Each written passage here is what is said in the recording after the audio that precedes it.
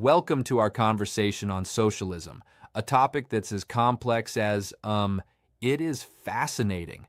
We're diving into how socialism tackles issues like economic fairness and collective ownership. Absolutely. It's a conversation that gets to the core of how we view wealth and fairness. So, what's the overarching idea behind socialism? At its essence, socialism argues that wealth and major industries should be managed collectively, whether through public regulation or outright ownership, rather than solely being in private hands. And this idea came to the forefront during the Industrial Revolution, right? The gap between the skyrocketing wealth of a few and the exploring struggles of workers was glaring. Exactly. As factories expanded, the rapid growth in wealth was starkly contrasted by harsh working conditions and stark income inequalities. It's like a society where profit trumped human welfare. Right. So these early thinkers pushed socialism to protect workers by insisting that, well, the system should prioritize human welfare over mere profit. Yes, absolutely. They believed that left to its own devices, an unregulated market could lead to severe exploitation of the workforce. Here's something I've been pondering. While socialism emphasizes reducing extreme wealth disparities, it doesn't necessarily demand that everyone earns exactly the same, does it? Right. It's more about leveling those extremes rather than enforcing a strict uniform income. It's like, trying to prevent a few from hoarding all the resources while ensuring basic human needs like healthcare and education remain accessible for all. Yeah, indeed. Speaking of accessibility, it's interesting that many socialist proponents argue for universal quality access to essential services, meaning that public infrastructure and social safety nets must surpass mere market dictates. Exactly. And that idea has manifested in various forms. For instance, democratic socialism aims to achieve economic equality through democratic methods rather than, say, revolutionary upheaval. And then there's social democracy, which retains elements of capitalism but infuses it with strong welfare policies, progressive taxation, robust labor rights, and all that. Precisely.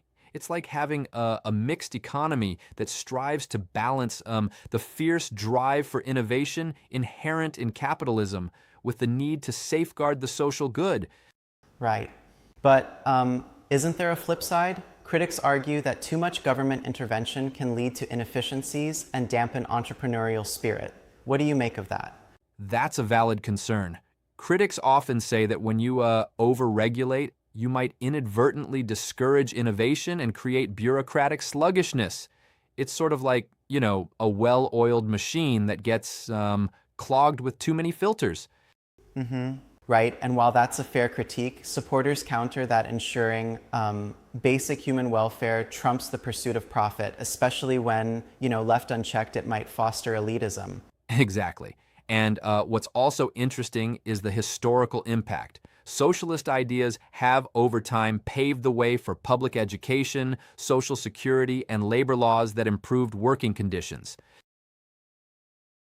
Yep. Those reforms really transformed societies, didn't they? I mean, these concepts have had a tangible impact on our modern social and economic policies. Absolutely. It's like socialism provided the blueprint for constructing welfare states. In countries influenced by these ideas, you'll see a blend of economic growth aligned with social protection measures. Yeah. It's fascinating how diverse socialist models can be. On one end, you have forms that call for full public ownership of major industries, while on the other, there are ideas that lean towards regulated markets paired with solid social benefits. Yes, and that diversity is key. It's not a one-size-fits-all ideology. For example, democratic socialism leverages political processes to ensure fairness instead of pursuing a complete overthrow of existing systems. But don't you think sometimes there's a romanticism in these ideas? I mean, isn't there a risk of oversimplifying the balance between equity and incentives? I completely see your point, and let me respectfully challenge that.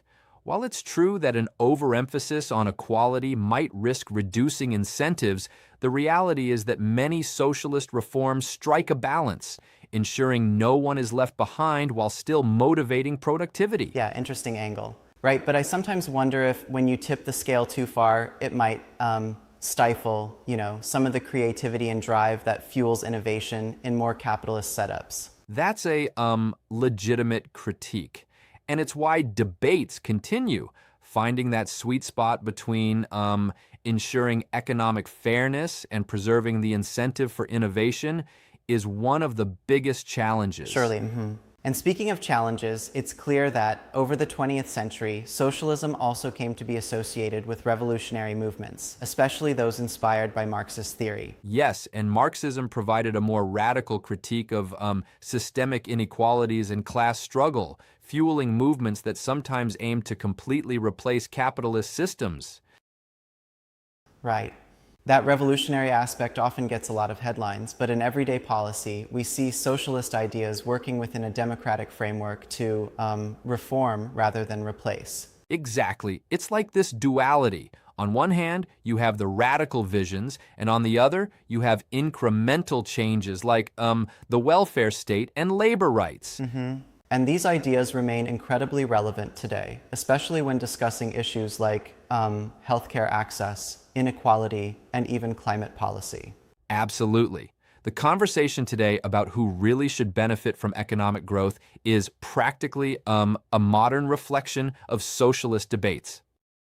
Right. So, in essence, socialism is not just an old ideology, it's a living framework that continues to influence political debates and policy decisions around economic justice and social responsibility. Yes, and its influence is evident when you look at policies that emphasize the public interest over isolated profit, ensuring a safety net that helps counteract, the volatility of unregulated markets. It really does force us to think, should our economic systems center solely on efficiency and innovation, or do we need fairness to ensure that everyone can thrive? Exactly. These questions are at the heart of modern political debate, balancing the benefits of a free market with the ethical imperatives of social equality. Yeah.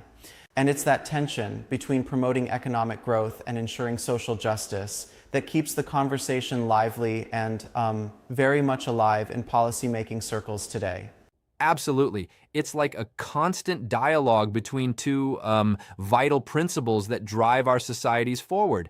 By asking these questions, we continuously reimagine our collective future. And as we look ahead to exploring capitalism next, it's clear that the conversation is far from over. Each system brings its own challenges and rewards, and understanding socialism is a crucial piece of that puzzle. Definitely. It's been an engaging dive into how socialism, in its many forms, shapes our discussions on economic fairness, public welfare, and the balance between state and market. Thanks for such a thought-provoking chat. Yep, absolutely. Thanks for the insights. I'm looking forward to our next discussion as we contrast these ideas with capitalist principles. See you next time.